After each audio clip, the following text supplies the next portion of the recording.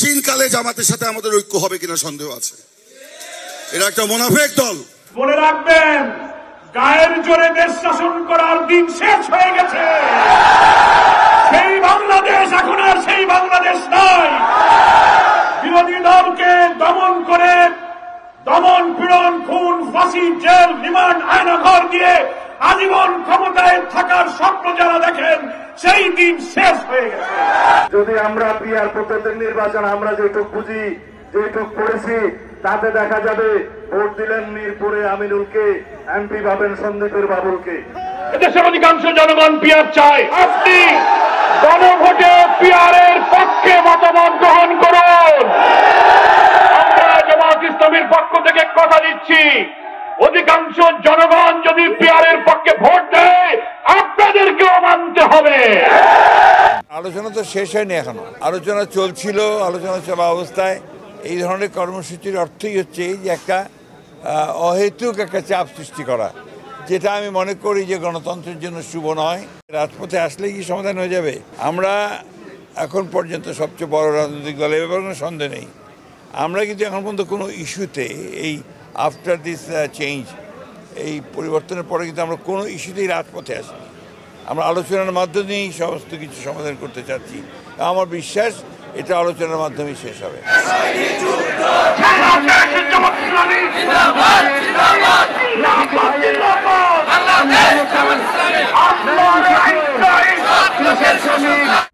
দর্শক, বাংলাদেশের রাজনীতির মহলের অবস্থা অত্যন্ত ভয়াবহ। যে কোনো সময় রক্তক্ষয়ী সংঘর্ষ হতে পারে জামাত এবং বিএনপির মধ্যে। কারণ জামাত ইসলামী দল সহ বাংলাদেশের আরও যত ইসলামী দল রয়েছে, তারা সকলেই একজোট হয়ে পিআর পদ্ধতি সহ 5 দফা দাবিতে রাজপথে আন্দোলনে ঝাঁপিয়ে পড়েছেন। এবং তাদের বক্তব্য হচ্ছে যে বাংলাদেশের প্রায় 80% মানুষ পিআর পদ্ধতি চায়। সেক্ষেত্রে সরকার পিআর পদ্ধতি দিতে বাধা কোথায়? এদিকে বিএনপি কোনোভাবেই পিআর পদ্ধতি মানছে না। দর্শক, এই পিআর পদ্ধতি নিয়ে জামাত এবং বিএনপির মধ্যে একের পর এক সংঘর্ষ, একের পর এক বক্তব্য এবং একের পর এক আলোচনা নিয়েই কিন্তু সামাজিক যোগাযোগের মাধ্যমে তুমুল আলোচনা এবং সমালোচনার ঝড় উঠেছে। যে কোনো সময় যে কোনো দুর্ঘটনা ঘটতে পারে এই বাংলাদেশের জাতীয় নির্বাচন নিয়ে। দর্শক, পুরো ভিডিওটা দেখলেই বুঝতে পারবেন বাংলাদেশের পরিস্থিতি, বাংলাদেশের অবস্থা এবং বাংলাদেশের রাজনীতি কোথায় যাইতেছে। ভিডিওটা অত্যন্ত গুরুত্বপূর্ণ, তাই ধৈর্য ধরে একটি লাইক এবং ভিডিওটা শেষ পর্যন্ত দেখতে থাকুন। মনে রাখবেন, গায়ের জোরে দেশ শাসন করার দিন শেষ হয়ে গেছে। সেই বাংলাদেশ এখন আর সেই বাংলাদেশ নয়। বিরোধী দলকে দমন করে দমন পীড়ন, খুন, ফাঁসি, জেল, রিমান্ড, আয়নাঘর দিয়ে আজীবন ক্ষমতায় থাকার স্বপ্ন যারা দেখেন, সেই দিন শেষ হয়ে গেছে।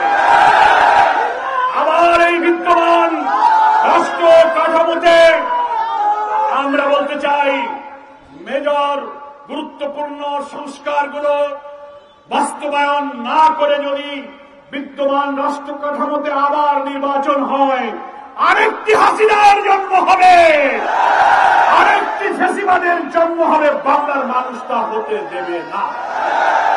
প্রিয় রংপুরবাসী, এই জুলাই সনদকে আইনি ভিত্তি দিতে হবে। অনেকে প্রশ্ন করছেন আইনি ভিত্তি কিভাবে দেবেন? আমার বিএনপির দোস্ত বন্ধুরা বলছেন আগামী নির্বাচনে যারা আসবে, নতুন পার্লামেন্ট হবে, তারাই সংবিধান সংস্কার করে এর আইনি ভিত্তি দেবে। আমরা বলি, চুন খেয়ে গাল পুড়েছে, দই দেখলে ভয় লাগে। ইতিমধ্যে স্থায়ী কমিটির একজন সদস্য বক্তব্য দিয়েছেন, নির্বাচন এই ঐক্যমত্য কমিশনে এই যে সংস্কার, এই যে কমিশন, এই যে আইন বদলানোর জন্য চেষ্টা করতেছেন, যা বদলাবেন আমরা ক্ষমতায় গিয়ে সব পাল্টায় দেবো, সব মুছে দেবো। দেখছেন না বক্তৃতা করেছে। তাই যাওয়ার আগেই যদি মুছে দেন, তো গেলে কে ক্ষমতা যেন আমরা জানি না, আল্লাহ কার কপালে রাখছে। তো যাইয়ে তো পারেন নাই, যাওয়ার আগেই তো মুছে দেওয়া আরম্ভ করছেন। ফলে আপনাদের কথার উপরে কোনো বিশ্বাস রাখা যায় না। আমাদের 5 দফার মধ্যে এটাই হচ্ছে প্রথম। এই জুলাই সনদকে যা যা সংস্কারে আমরা একমত হয়েছি, এইটাকে জুলাই সনদের অন্তর্ভুক্ত করে আপনি একটা কনস্টিটিউশন অর্ডার জারি করুন, তারপরে আপনি গণভোটের ব্যবস্থা করুন, তারপরে আগামী নির্বাচন হবে।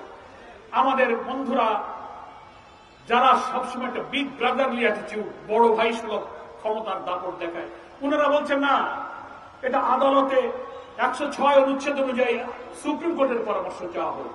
আমরা বলেছি এই রাজনৈতিক সংস্কারকে সুপ্রিম কোর্টে নেওয়া যাবে না। কোর্টে গেলেই প্যাচ লাগাবে। শেখ হাসিনা সবকিছু কোর্টে নিয়ে আদালতের ঘাড়ে বন্দুক রেখে ফায়ার করেছে। পার্লামেন্টের আইন সংসদে গিয়ে কেয়ারটেকার বাতিল করে দিল। সংসদে এই সংস্কারের বৈধতার জন্য পাঠানো যাবে না। এটাকে সংবিধান আদেশ দিয়ে এটাকে গণভোটে নিয়ে আইনি ভিত্তি দিতে হবে। প্রধান উপদেষ্টার জুলাই ঘোষণার মধ্যে সেই দুর্বলতা, উনি লেভেল প্লেইং ফিল্ড রাখতে পারেননি। আমাদেরকে গোপন রেখে জুলাই ঘোষণার ড্রাফটকে আমাদের সকলের কাছে সাপ্লাই দেওয়া হয় নাই। জুলাই ঘোষণার 25 নম্বর অনুচ্ছেদে এই কথাটা উনি লিখে রেখেছেন যে আগামী নির্বাচিত সরকার এসে সেই সরকার যে সংস্কার করবে সেখানেই জুলাই সনদগুলো তার তফসিলে অন্তর্ভুক্ত করা হবে। তাহলে বোঝা যায় যে এই জুলাই ঘোষণার ড্রাফট করার সময় বিএনপির সাথে পরামর্শ করেছে, জামাতের সাথে পরামর্শ হয় নাই। এই জন্য জুলাই ঘোষণা শুনে বিএনপির বন্ধুরা খুব খুশি যে আমরা যা চাইছিলাম তাই তো হয়েছে।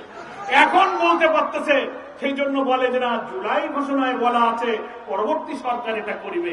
আরে বাবা, পরবর্তী সরকার যদি করিবে তো আমাদের 6 মাস এত কষ্ট করে কেন সংস্কারের কাজে খাটালেন? এত কমিশন, এত ঐক্যমত, এত মিটিং কেন? তাহলে কিছুই দরকার ছিল না। বোঝা যায় যে একটা দুরভিসন্ধি আপনাদের মাথার মধ্যে আছে। বর্তমান কাঠামো যদি না বদলানো হয়, এই কাঠামোর মধ্যে যেই ওখানে যাবে সেই হাসিনা, সেই ফ্যাসিবাদ হয়ে তৈরি হবে।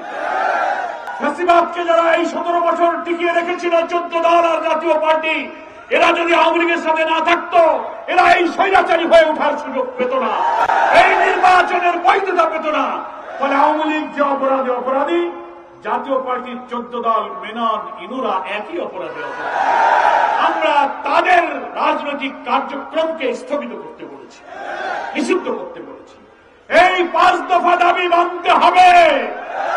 অনেকে বলছেন, ভাই আপনারা তো ঐক্যমত্য কমিশনের মিটিং এ যাচ্ছেন, তা আলোচনা তো শেষ হয়নি, এখন রাজপথে চলে গেলেন কেন? চলে গেলাম কেন তো বোঝেন না? আপনি একটা জুলাই সনদ করবেন, ডিক্লারেশন করবেন, গোপনে ড্রাফট দিয়ে দেবেন বিএনপির কাছে, লেভেল প্লেইং ফিল্ড থাকে না। এইগুলো যত না করেন, আমরা এখনো আলোচনার টেবিলে বসতে রাজি। আমরা নিরাশ নই, আমরা আলোচনায় যাব। বাংলাদেশের রাজনীতির মাঠ দিন যতই যাচ্ছে ততই বাংলাদেশের রাজনীতির মাঠ অত্যন্ত ভয়াবহ এবং সংঘর্ষের মুখোমুখি হইতেছে। দর্শক, আপনারা জানেন পিআর পদ্ধতি সহ 5 দফা দাবিতে রাজপথে বিক্ষোভ মিছিল এবং আন্দোলন করছেন বাংলাদেশের জামাত ইসলামী দল সহ আরও অনেক ইসলামিক দলগুলো। তাদের মতামত, তাদের দাবি হচ্ছে যে পিআর পদ্ধতিতে নির্বাচন এবং জুলাই যে বাস্তবতা, জুলাই যে সমস্ত গণ অভ্যুত্থানের ছাত্ররা জীবন দিয়েছেন, রক্ত দিয়েছেন, তাদের যে আশা, তাদের যে আকাঙ্ক্ষা, সেটা বাস্তবায়ন করতে হবে। সুতরাং সেটা বাস্তবায়ন করতে হবে পিআর পদ্ধতির মাধ্যমে, অর্থাৎ নির্বাচনটা করতে হবে পিআর পদ্ধতিতে এবং দেশের সংস্কার আগে করতে হবে। এদিকে বিএনপি তারা নির্বাচনের জন্য এক পায়ে খাড়া হয়ে আছেন। তারা চাইতেছে যে নির্বাচন আগে হোক, এরপরে সংস্কার করা হবে। এবং এই পিআর পদ্ধতি বাংলাদেশের অধিকাংশ রাজনৈতিক দলগুলো তারা এটার মত পোষণ করলেও এটার বিরোধিতা করে আসছেন শুরু থেকেই শুধু বিএনপি দল। দর্শক, এই পিআর পদ্ধতি নিয়ে বাংলাদেশের অবস্থা এবং নির্বাচনের অবস্থা কিন্তু যে কোনো সময় গুরুতর হতে পারে, যে কোনো সময় ভয়াবহ সংঘর্ষ, রক্তক্ষয় সংঘর্ষ হতে পারে এই পিআর পদ্ধতি নিয়ে জামাত এবং বিএনপির মধ্যে। দর্শক, ইতিমধ্যেই মির্জা ফখরুল সাহেব একটা কথা বলেছেন যে আমরা একত্র হয়ে এরপরে একটা আলোচনার মাধ্যমে আমরা এটার একটা সুব্যবস্থা করতে পারি। দর্শক, আলোচনার মাধ্যমে যদি এটার সুব্যবস্থা না করা হয়, তাহলে যেইভাবে আন্দোলন হইতেছে, যেইভাবে বিক্ষোভ মিছিল হইতেছে, এতে করে দেশের পরিস্থিতি, রাজনীতির পরিস্থিতি এবং এদেশের মানুষের পরিস্থিতি অত্যন্ত খারাপ হতে পারে। যে কোনো সময় যে কোনো মুহূর্তেই হাঙ্গামা, মারামারি, কাটাকাটি এবং এই দলাদলির মধ্যে জামাত বিএনপির মধ্যে কিন্তু একটা রক্তক্ষয়ী সংঘর্ষ দেখা দিতে পারে।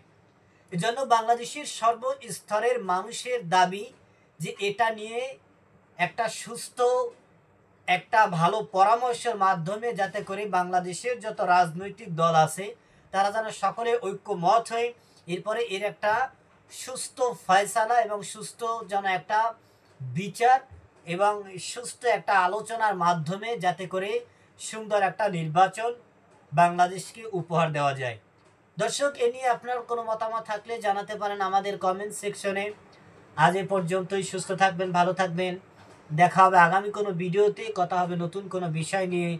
সে পর্যন্তই ভালো থাকবেন। খুদা হাফেজ।